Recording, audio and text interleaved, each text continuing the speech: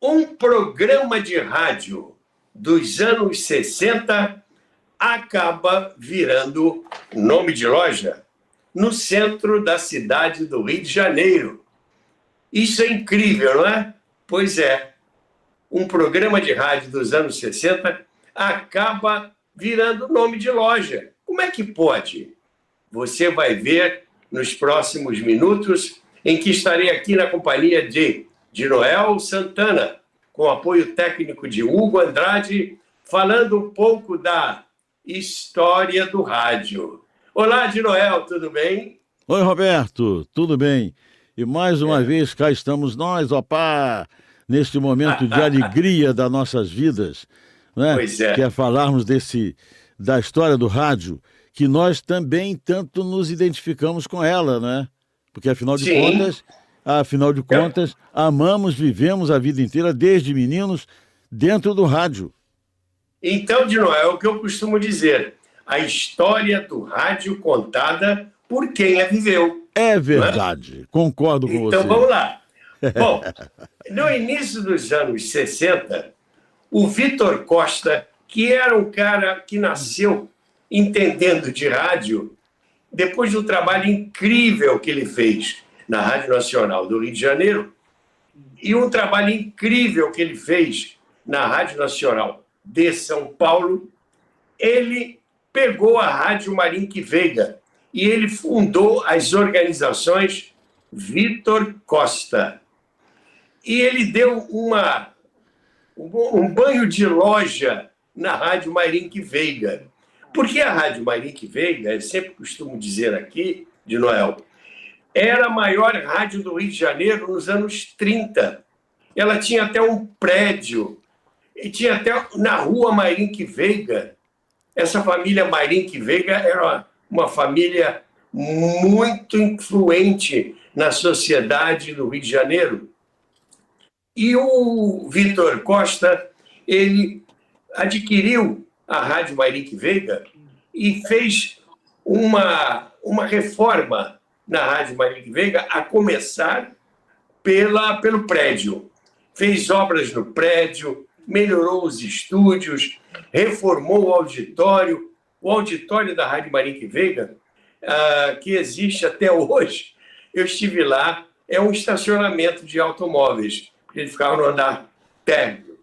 E o Vitor Costa, ele fez uma reforma no auditório, botou até ar-condicionado no auditório da Rádio Marinque Veiga. Um luxo para a época, porque o ar-condicionado não estava assim tão institucionalizado.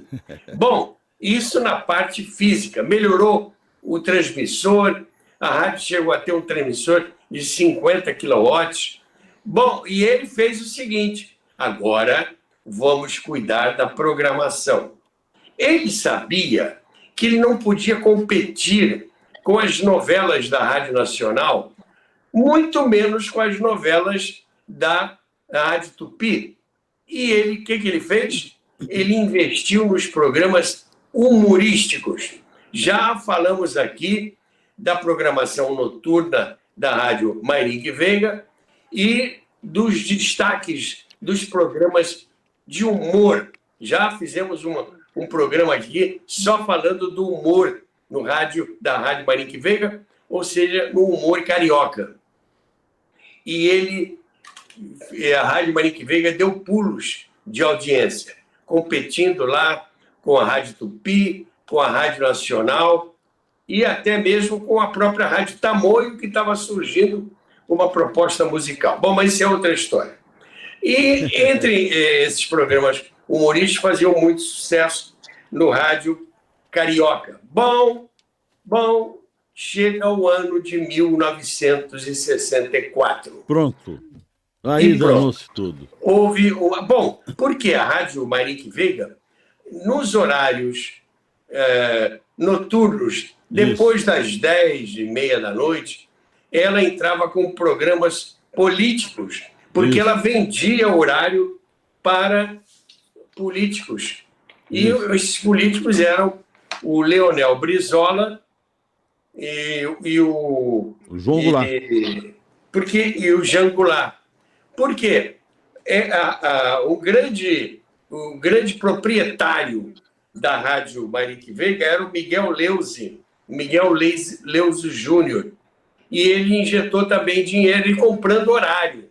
E nessa compra de horário, pelo Brizola e pelo Jean Goulart, a Rádio Mayrink Veiga estava assinando o seu atestado de óbito. Aconteceu o seguinte: a rádio ia muito bem. 59, 60, 61, 62, quando houve aquele impedimento da renúncia do Jânio Quadros, já falamos aqui também. Isso. Os militares não queriam que o Jango assumisse a vice-presidência e houve a campanha da legalidade, liderada por Leonel Brizola, e com programas transmitidos em horários comprados pela Rádio Mayrink Veiga. Aconteceu que, quando houve o movimento militar de 64, a Rádio Mayrink Veiga foi fechada. Ela foi tirada do ar.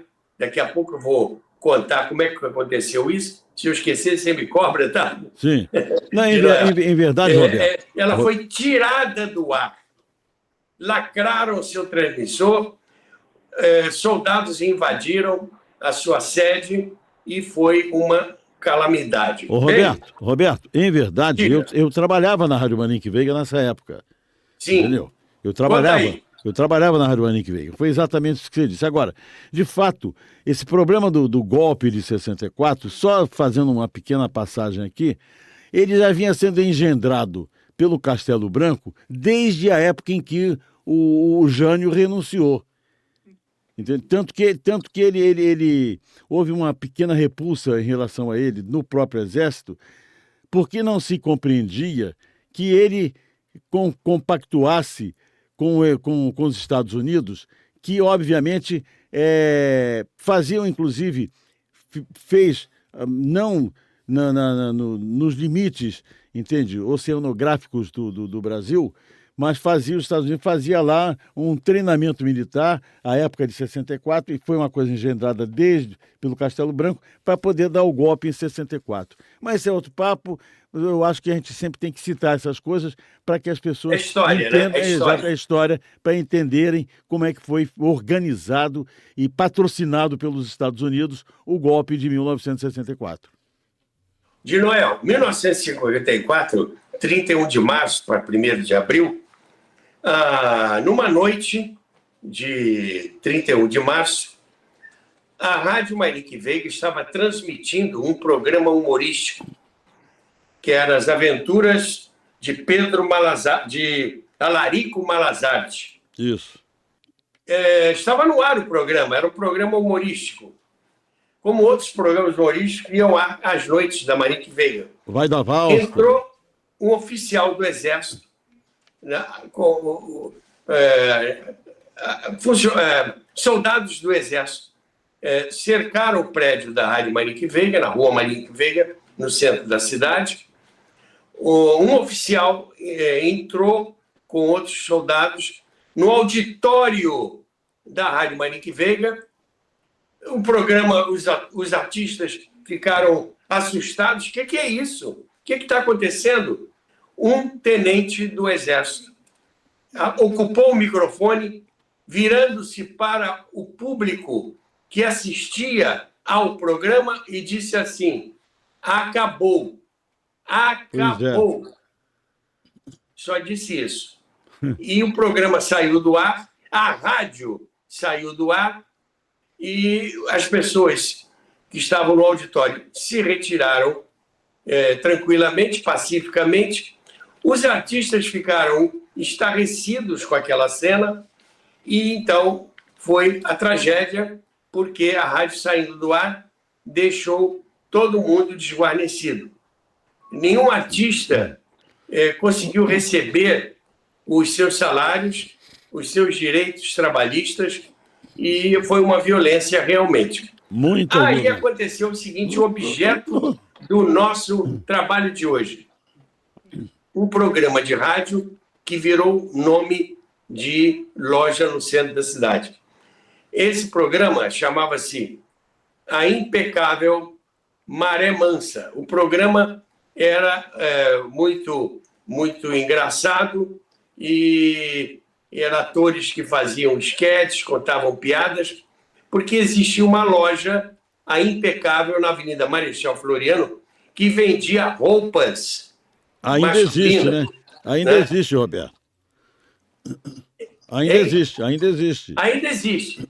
É impecável. Aí, o programa chamava-se Maré Mansa, a turma da Maré Mansa.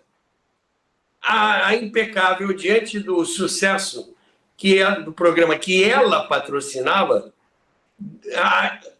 agregou o nome Maré Mansa ao seu título. Isso. E a loja passou a chamar-se Impecável Maré Mansa, anunciando nos jornais, anunciando em outras emissoras, a Impecável Maré Mansa.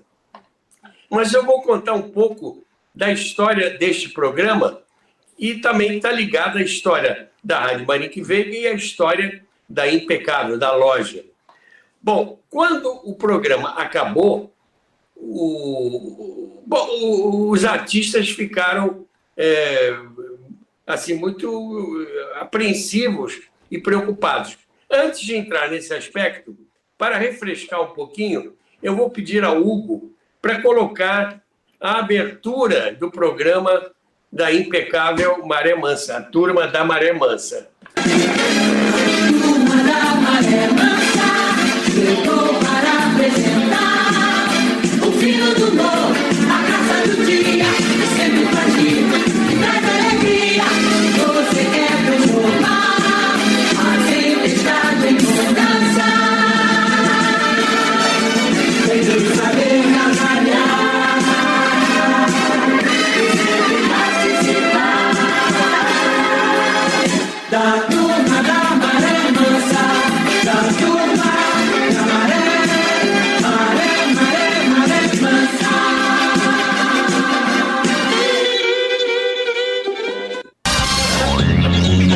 Meu bem, você deixa eu estudar inglês. Eu queria tanto falar mais uma língua. Que isso, tá doida? Com a língua só você já fala pra danar. Então é isso aí.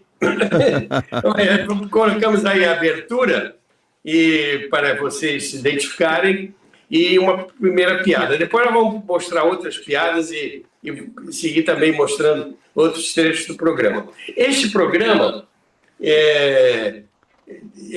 quando houve essa intervenção, os atores ficaram desesperados, porque ficaram sem emprego, né? Ficaram completamente sem garantia nenhuma. Bom, aí entrou em cena uma atriz, Selma Lopes, que teve um papel preponderante nessa história. A Selma Lopes fazia na Rádio Mauá um programa chamado Noite Impecável, que era patrocinado pela Impecável. E o seu Sampaio era dono da Impecável. A Selma Lopes chegou para o seu Sampaio e falou assim: seu Sampaio, o seguinte, como o senhor sabe, a Rádio Marique Veiga está fora do ar. Os atores estão completamente desesperados porque vai ser tudo mandado embora, ficar sem trabalho, sem emprego. Aí o seu Sampaio falou assim: olha, vocês podem fazer esse programa aqui na Rádio Mauá. Bom, beleza. Então, como é que vamos fazer? E os scripts, os roteiros? Aí a Selma falou para ele: bom, eles estão todos arquivados na Rádio Mauá, na Rádio Marique Veiga. Então, o seu Sampaio foi lá na Rádio Marique Veiga, não sei agora como ele fez para entrar na rádio, ter acesso aos arquivos, não sei. Eu só sei que o seu Sampaio, dono da Impecável, comprou todo o acervo da Rádio Marique Veiga, que estava com esses programas arquivados, com os scripts, não tinha nada gravado, só os scripts. Ele comprou e, com auxílio de outras pessoas, ele readaptou esses scripts para a Impecável Maré Mansa, e a Impecável Maré Mansa, a Impecável, né? A loja, botou os programas no ar, porém gravados em outros lugares. Então, ele pegou todo mundo que estava desempregado, botou para trabalhar no programa, pagava os cachês, pagava todas as despesas, e os programas passaram a ser gravados no estúdio e colocados no ar pela Rádio Mauá. Roberto, eles eram gravados na DC Vox, que era um estúdio pequeno. Esse estúdio foi do Russo do Pandeiro. O Russo do Pandeiro tem que contar essas histórias, é importante. Ele foi o pandeirista do grupo Bandos da Lua, que era da Carmen Miranda, concorda? Foi aos Estados Unidos, isso mesmo. Exatamente. O Russo aí depois voltou, montou o estúdio, inclusive naquela época acontecia muito isso, ganhou um emprego como fiscal do Ministério do Trabalho e tinha um estúdio. E exatamente o Sampaio, que era o dono da Impecável, ele passou a gravar lá no estúdio, na DC Vox, que todo mundo dizia, o estúdio do Carlinhos. O Carlinhos era um excepcional operador, né? Inclusive ele era cego, mas a sensibilidade dele era tão grande que ele conseguia operava tudo com uma qualidade ímpar. Eu conheci ele. Exatamente. O Carlinhos, quem gravava o programa era ele, mas o estúdio era do Russo, posteriormente até passou a ser justamente do Carlinhos. Ele passou a ser o proprietário. Perfeito. Isso aí. Um depoimento importante. E uma coisa importante nisso tudo, Roberto, é que eu presenciei muito isso, eu tenho que fazer essa abordagem aqui, porque eu gravei muitos comerciais da Impecável. Eu gravei muitos comerciais, exatamente para serem utilizados não só no programa, como em outras emissoras de rádio, que ele veiculava em outras emissoras também. Então, o que acontece? Quem dirigia as gravações, sabe quem era, Roberto? O Chico Anísio. Isso. O Chico Anísio, eu não sei se eu vazei você aí com essa informação. Não, ótimo. Perfeito, porque a experiência que o Chico Anísio havia adquirido nos programas humorísticos da Rádio Marique Veiga, né, que a gente já falou sobre isso aqui, em outros programas, foi importantíssima, porque todo o elenco de atores da Marique Veiga se bandeou para a produção dessas fitas, e foi importantíssimo. E tinha que ter uma pessoa liderando tudo isso, que era o Chico Anísio. A Selma Lopes participava também como atriz, mas quem dirigia era o Francisco Anísio. Ele participava também como ator, como humorista. Sim. Olha, de Noel, não sei se você se lembra que todos os grandes humoristas do Rio e alguns até de São Paulo trabalhavam na turma da Maré Mansa. Exatamente. E o cachê não era lá essas coisas, não. Não. O cachê não era lá essas coisas. E outra coisa, seu Sampaio pagava os cachês e alguns cachês ele até pagava adiantado. É verdade. E pagava tudo em dia, direitinho. E os programas continuaram no ar, fazendo sucesso, e depois eles partiram para uma outra etapa que você conhece muito bem. Exatamente. Que foi a transmissão, primeiro pela Rádio Globo e depois pela Rádio Tupi, não é isso? Isso, exatamente.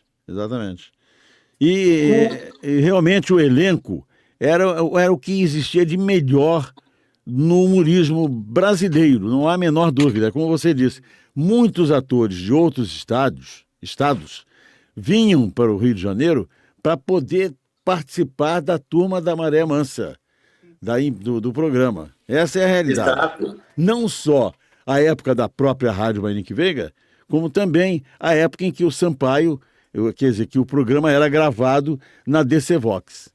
E Perfeito. exibido na Rádio Olha, Mauá. Roberto, desculpe, mas é o seguinte, desculpe, mas acontece, por que gravava na DC Vox? Porque a Rádio Mauá não tinha instalações ideais para poder comportar aquele número de atores e, em suma, Exato. montar o programa. Tinha que receber o programa prontinho, em fita, só para colocar no ar.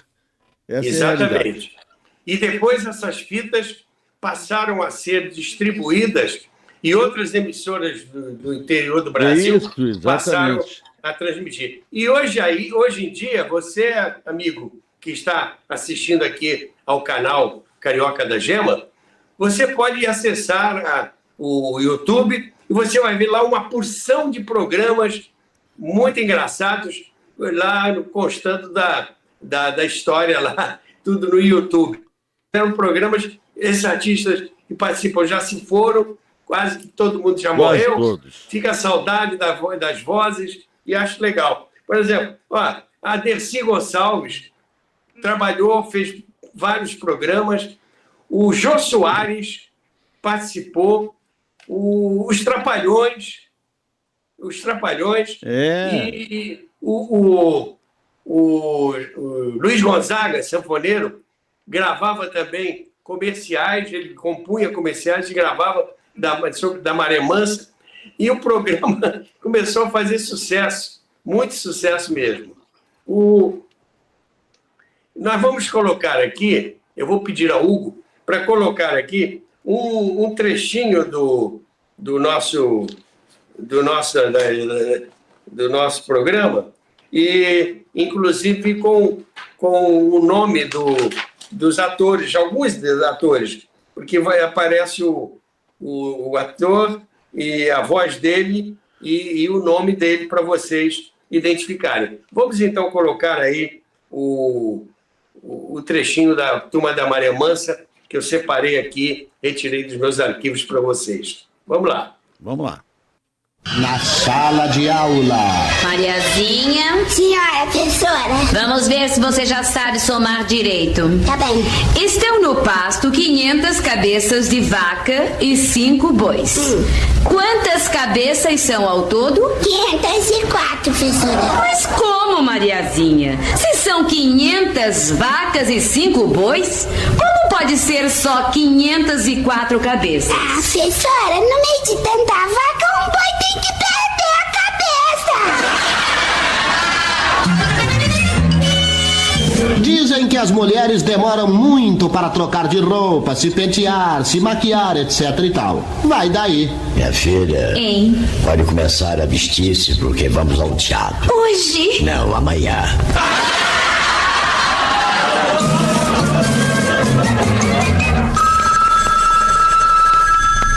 Alô? É do colégio que estão falando? É sim.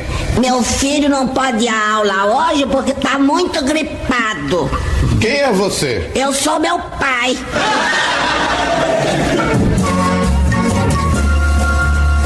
Fala um sábio. Qualquer homem pode enlouquecer facilmente, mas com a ajuda de uma mulher é muito mais fácil. A Fazenda. Como é isso? Você chega com um balde vazio, a vaca não deu leite? Deu sim, patrão. Deu 5 litros de leite e um coice no barde. É, Roberto, turma boa, hein? O Zé Trindade, com aquela forma dele de falar meio arrastada, uma coisa assim, fez muito sucesso, né, Zé? Não é, Roberto? Agora vocês viram aí também a Selma Lopes. Selma eu Lopes, gostaria de grande falar um atriz. pouquinho sobre a Selma Lopes. Ah, grande atriz, grande atriz. Está viva, ela está com 94 ou 95 anos. É mesmo? É, Selma Lopes. A Selma Lopes está aí, Selma Lopes está aí uma foto mais antiga, mas ela está muito bem, está muito bem, está muito Que bem. beleza. A Selma Lopes teve um papel preponderante nessa história, porque se não fosse ela, esse programa não teria acontecido. Foi importantíssima a participação dela, que quando o programa acabou, ela foi buscar o patrocinador, falou com o seu Sampaio, e o seu Sampaio, que era o dono da Impecável, se compadeceu da situação profissional daqueles atores todos, e então o programa foi mantido e bancado pelo seu Sampaio, pela Impecável. A Selma Lopes foi uma pessoa de muita fibra, de muita visão, de muita iniciativa. Graças a essa iniciativa dela é que o programa tomou esse rumo, porque senão o programa não teria tomado esse rumo. Tomou um rumo que tornou-se um acontecimento no rádio brasileiro. Uma marca.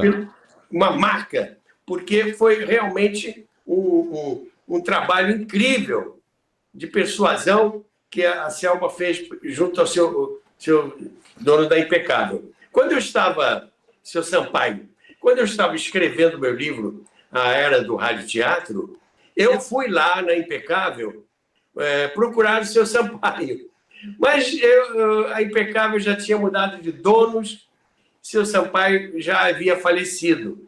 Eu não sabia, fui lá procurá-lo, já haviam decorrido muitos anos e ele já havia falecido, porque eu gostaria de ter cumprimentado e obtido maiores detalhes sobre o que aconteceu com este programa. Roberto, o Sampaio era uma pessoa muito boa, era um nordestino arretado. Entendeu? Isso mesmo, nordestino. Exatamente, e um vitorioso, né? Porque ele começou com a loja ali e tal, ele foi sempre muito sagaz, comercialmente, inclusive. Porque você veja só, ele quando colocou a loja ali na Marechal Floriano, ela era exatamente ladeada por uma loja chamada Super Bowl. Não sei se você lembra disso. Era uma loja, a maior loja de material esportivo do Rio de Janeiro. Né? Você quisesse comprar qualquer coisa de material esportivo, era lá. Então, sabidamente, ele também procurou aquele ponto ali que já era um ponto feito pela própria Super Bowl e colocou a Impecável exatamente ladeando a Super Bowl. E ele, como eu disse para você, um nordestino, mas muito gente boa, muito. E olha, outra coisa curiosa que eu soube, isso me foi contado pela própria Selma. A Selma me contou que depois que se esgotaram aqueles scripts que estavam já arquivados, que já tinham sido até levados ao ar pela Rádio Marique Veiga, o próprio seu Sampaio e outros redatores escreviam as piadas. E o seu Sampaio pegava essas piadas e ele contava, ele lia para os empregados da loja.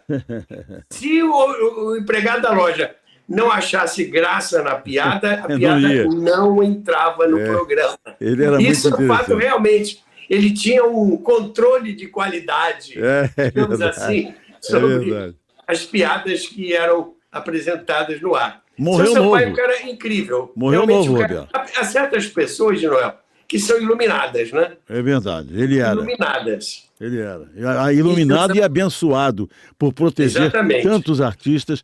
Infelizmente morreu, como eu disse ainda há pouco, morreu muito novo. Ele morreu novo. Morreu, não sei lá, não me lembro exatamente, mas para os dias atuais era bem novo. Exatamente.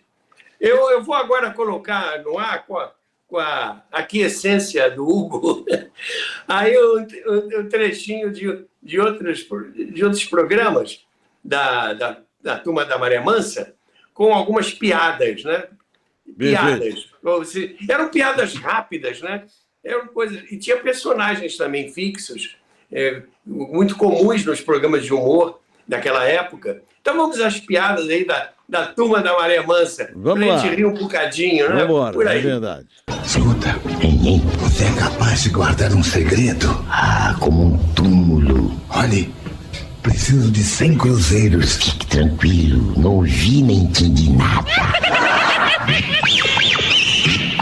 Um brasileiro foi ao cemitério levar flores para o túmulo de um parente falecido e encontrou lá um japonês que, de acordo com os costumes de seu povo, levara frutas e bebidas para o seu parente. Abismado, o brasileiro perguntou: "Ô japonês, Quando é que seu parente vai se levantar do túmulo para comer e beber isto aí, hein? Resposta do japonês. Na hora em que seu parente se levantar também para cheirar as flores. Bêbado esbarrou numa loura e ouviu aquela bronca. Bêbado descarado. Você é um bêbado sem vergonha. O bêbado, que já conhecia de outros carnavais, respondeu tranquilamente. Eu sou bêbado, mas você não é loura. Eu enchi a minha cabeça de uca e você a sua de peruca. Você não tem vergonha, não tem jeito mesmo. Um dia que já se viu, sai pra visitar seu tio que está doente. Quando volta, você está com a casa cheia de mulheres, música alta, a maior confusão. Todo mundo bebendo, cantando, incomodando os vizinhos. Olha, não fale mais comigo, tá bom? Mas por quê? Olha, vamos fazer o seguinte. Eu tô te devendo 500 cruzeiros faz um ano, beleza? Agora então você me empresta mais 1.000 e daqui a um ano mais ou menos, e se tudo der certo, eu te pago. Você pode confiar em mim. Afinal, nós temos transações há um ano, né? Faz um ano que eu devo aquele dinheiro, não é mesmo? Como é? Você vai me prestar? Apenas uma pergunta. Isso é normal? Muito bem. Muito bom, né, Roberto? Aí, de Noel, a gente recorda aí várias vozes. Isso. Com muita saudade, né? Muita saudade. Várias vozes do humor radiofônico. Esses atores que fizeram sucesso nos programas de humor da Rádio Nacional, da Rádio Tupi, da Rádio Marinque Veiga. A gente identificou aí o Walter Dávila, que depois começou na Rádio Nacional e depois vários amigos nossos podem identificar a voz dele e também a figura dele na escolinha do professor Raimundo da televisão. O Orlando Drummond, que já foi objeto até de um programa especial que nós fizemos para ele, não é? Isso. O Altivo Diniz, que começou também muito jovem na Rádio Nacional.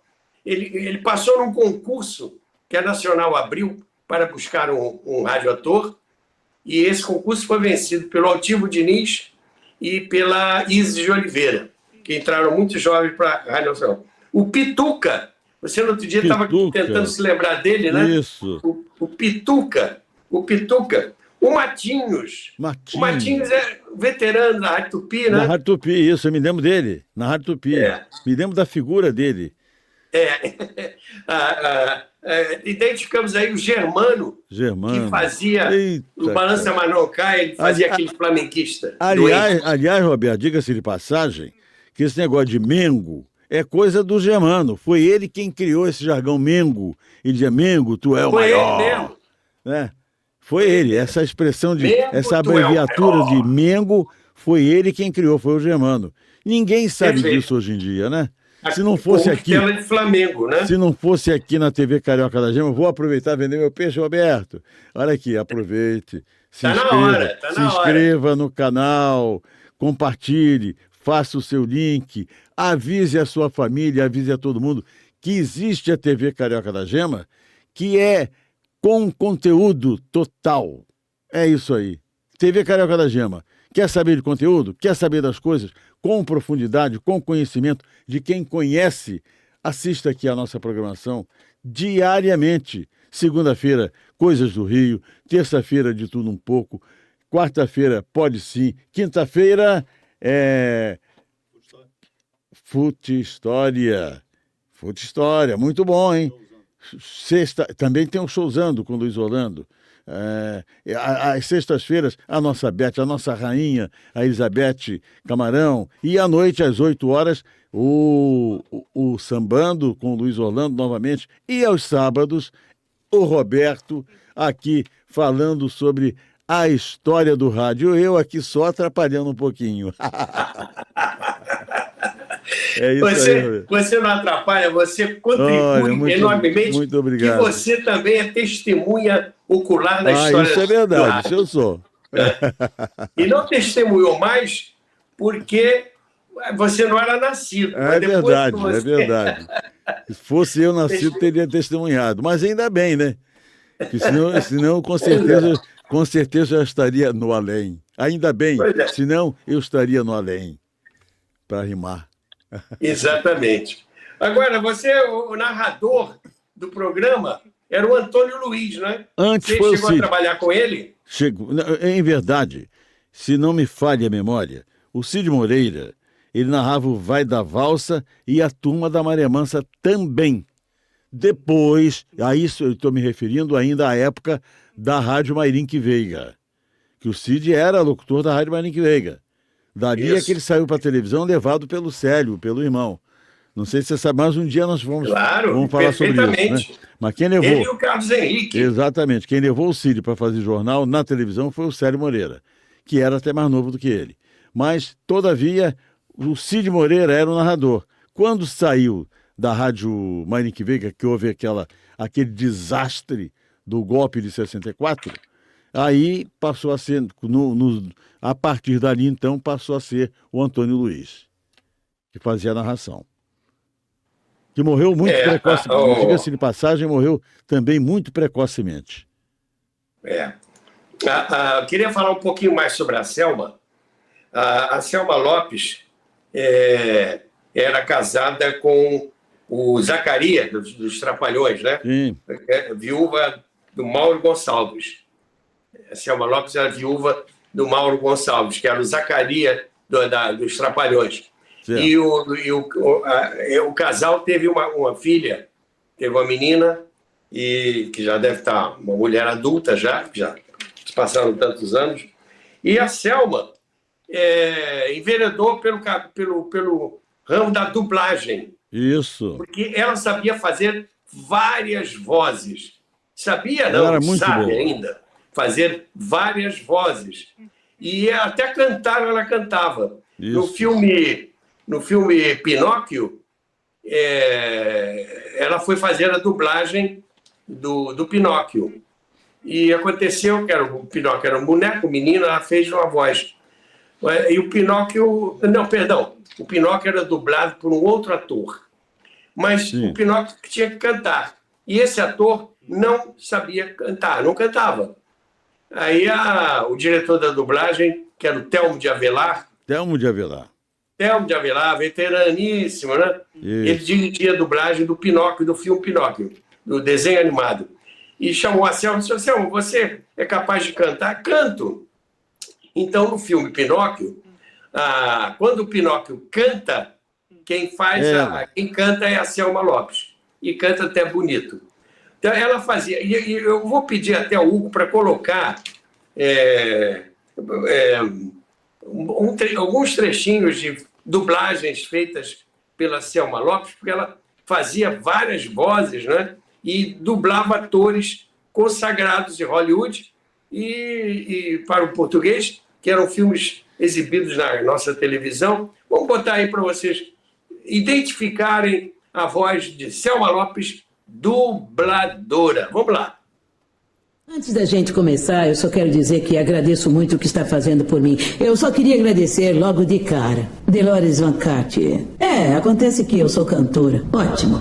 E o que fazemos agora? Rezamos ou o quê? Espera aí. Tá me dizendo que vamos dormir às 9? Não tem nada de errado com a minha vida. Antes de eu vir pra cá, eu tinha uma carreira, tinha amigos, tinha roupas que me serviam. Antes de vir pra cá, eu tava bem. Não, por favor, não me mande embora. É sério, eu tô começando a pegar o jeito aqui.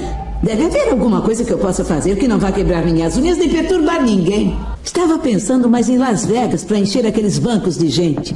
Mas esse é o problema. As pessoas gostam de ir ao teatro e gostam de ir aos cassinos, mas não gostam de vir à igreja. Por quê? Porque é chato. Sou Oda May Brown. Então vamos começar. Não conheço você nem esse tal de Sam, mas quero contar o que ele fez comigo. Me deixou acordada a noite inteira cantando a música do Elefantinho. Você não entendeu. Sam não morreu acidentalmente, ele foi assassinado. Descobriu que Carl estava lavando dinheiro no banco. E esse tal de Carl é perigoso, estou lhe dizendo, tentou me matar. Vai tentar matar você também. Eu não quero saber de mais nada disso, eu estou fora. Para que você acha que eu vou? Vou embora? Eu fiz tudo o que disse que ia fazer. E não fica me seguindo não, porque acabou. E eu falo sério, tenha uma boa vida e tenha uma boa morte. Adeus. Também vou sentir saudade. Você é legal. Adeus, Sam. Você foi muito corajoso me contando a verdade. Eu te amo, Peter. Eu acredito que exista um herói em todos nós, que nos mantém honestos que nos dá forças. O Homem-Aranha fez isso pelo Henry. Ele quer saber para onde ele foi. Ele precisa dele. Ah, obrigada. Eu estava enganada a seu respeito. Art, você acha que já não pensei em tudo isso? Em todos os flocos de neve, pôr do sol e arco-íris que ele não verá. Pense naquilo que ele terá, no que ele vai ganhar. Um mundo sem doenças, sem pobreza, sem guerras.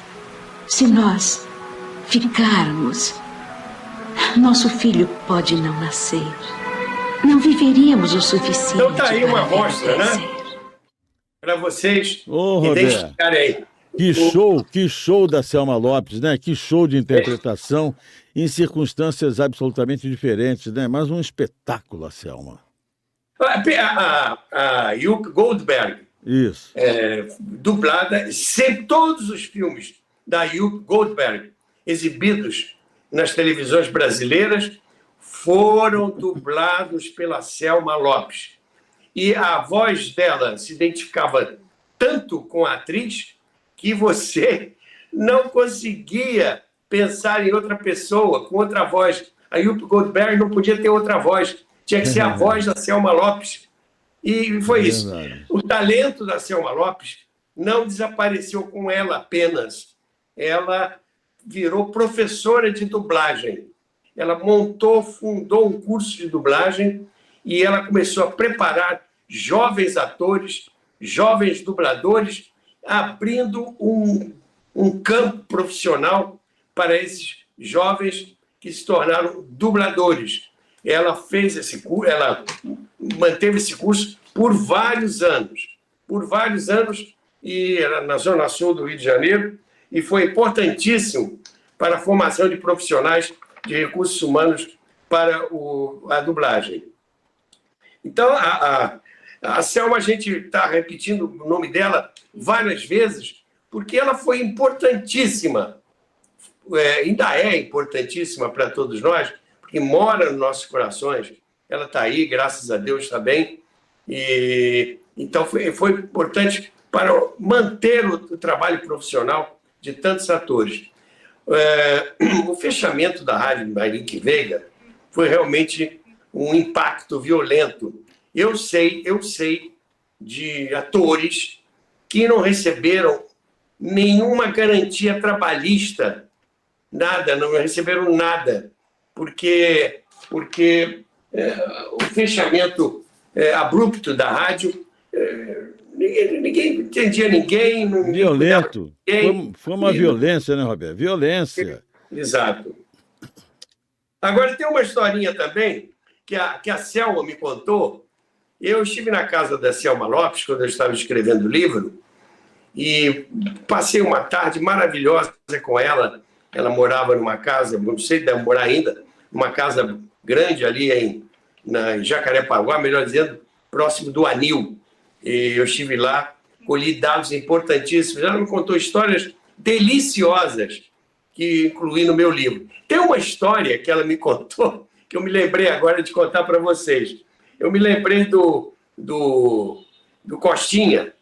O Costinha também. O Costinha, ela me contou, o Costinha rodava mimeógrafo lá na Rádio Mayrink Veiga. E tirava xerox. Era um garoto, faz tudo. Ele era jovem nessa época. E ele vivia sempre com pouco dinheiro, né? Aí ele chegava, dona Selma, me empresta 50 cruzeiros? A Selma emprestava os 50 cruzeiros. E ele, dali a uns dias, voltava com os 50 cruzeiros, entregava a Selma, pagava, e dizia assim, dona Selma, pode me emprestar de novo esses 50 cruzeiros? A dona Selma ligava. Mas ele era um cara muito engraçado. Ele vivia pelos corredores da Mayrink Veiga, fazendo graça, dando pulinhos, falando alto. Todo mundo gostava dele. A Selma chegou para ele e falou assim, ô Costinha, pô, você é um artista, você é ator. Eu vou dar um jeito em você. Vou recomendar você aqui aos diretores para você fazer um teste. E você daria um ótimo humorista, né? Aí ele foi. O problema era manter o Costinha no script, né?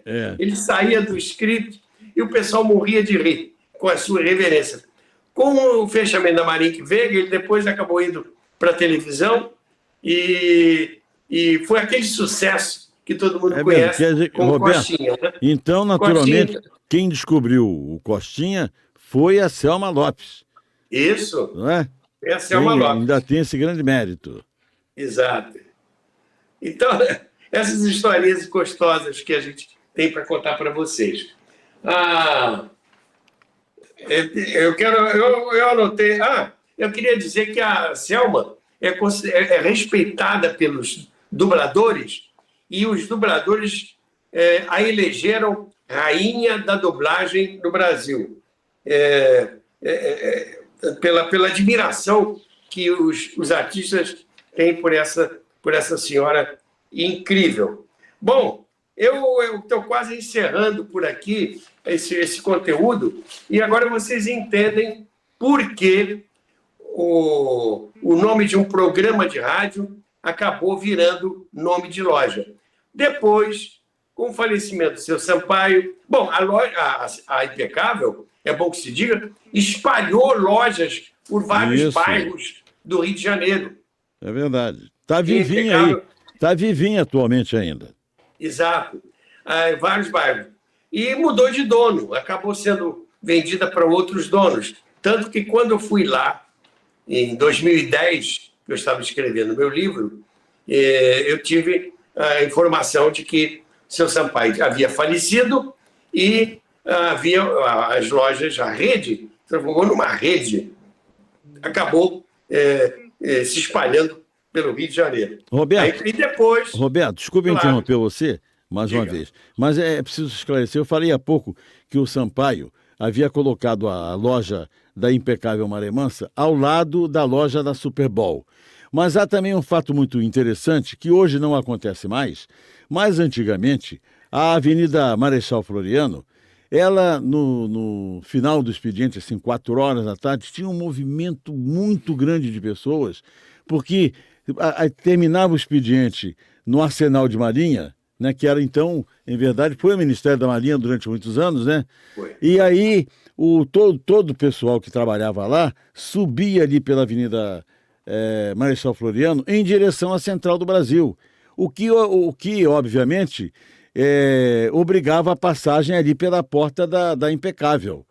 Obviamente, isso também acarretou muita clientela para a loja, né? Eu acho que era o principal target do Sampaio, era exatamente esse pessoal que saía do Ministério da Marinha, ou como chamava-se, Arsenal de Marinha, exatamente em direção à Central do Brasil, e que obrigatoriamente passava por ali para ver aquelas roupas por preços módicos e boas roupas.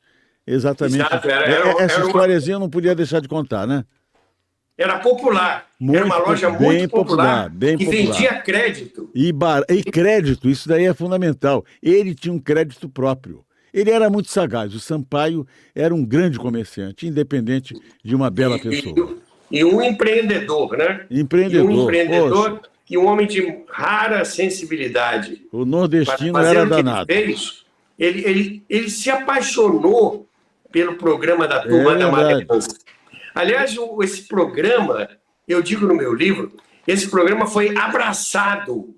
Ele foi abraçado pelo patrocinador, que era Impecável, Maré Mansa, e pelos atores. Sem dúvida. E outros atores também abraçaram o programa. Isso. Atores importantes, de cachê elevado. O próprio Jô Soares se apresentava no programa, dando, vamos dizer assim, uma canja em benefício porque eles entendiam a solidariedade do patrocinador. E uma coisa, né, Roberto? Uma coisa muito importante também, que nós já citamos isso aqui outro dia, é que a maior parte desses atores todos migraram para a televisão, né? E foram sucesso na televisão durante muitos anos, até a escolinha do professor Raimundo. Exatamente.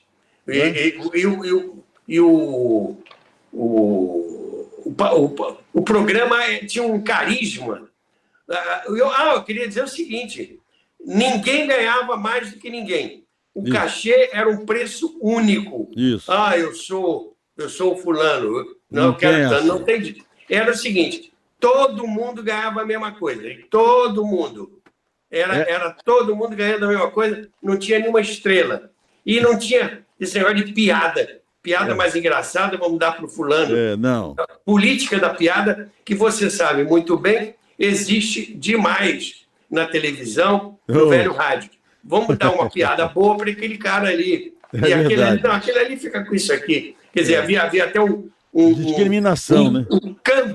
Um câmbio de piadas, né? Uma cotação de piada. E lá não. Piada e cachê era igual para todo mundo. Era o verdadeiro comunismo, né? É comum. Né? Aí não seria comunismo, seria como riso, né? Pode ser. Como riso. Meus amigos, há coisas boas que precisam ser recordadas. E esse programa, a Turma da Maré Mansa, era um programa que levava coisa boa, levava alegria, levava otimismo. Os tempos eram cinzentos, mas a alegria era colorida. E o Brasil precisava sorrir. Né? Isso. O Brasil precisava sorrir. E sorriu ouvindo a Turma da Maré Mansa. E hoje, os mais jovens que não ouviam esse programa no rádio, no velho rádio, podem acessar a internet. Tem vários links de colecionadores que reproduzem esse programa. Nós aqui até, inclusive, colocamos aqui alguns trechos. E para encerrar aqui o programa, eu vou colocar como fecho de ouro, eu fiz aqui um clipe que o Hugo vai botar para vocês, um clipe com a música que encerra o programa, né? E com as fotos dos atores gravando o programa nos estúdios. Realmente um documento. Vamos lá, então.